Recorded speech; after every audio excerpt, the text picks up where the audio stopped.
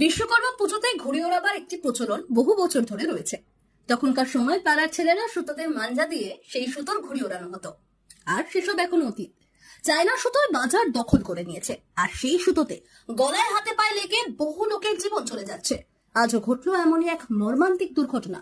বাইকে করে এয়ারপোর্টের চাকরিতে যাওয়ার পথে খড়দায় ঘুড়ির সুতো গলা কেটে গেল, মৃত্যু হলো প্রাক্তন সেনা জওয়ানের।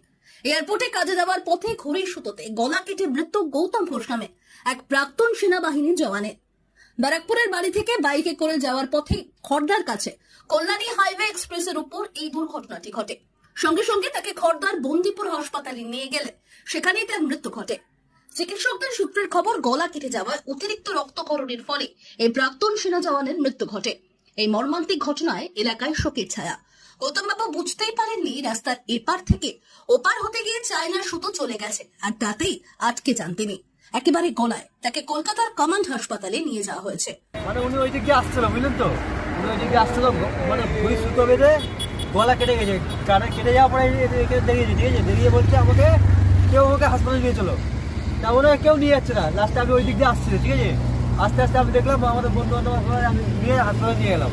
হাসপাতালে নিয়ে গেলে বেঁচে ছিল, ঠিক আছে, হাসপাতালে বেঁচে তুললাম।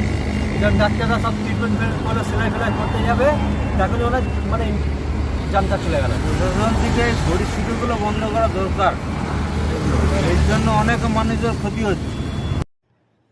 ব্যুরো রিপোর্ট, সঠিক বার্তা।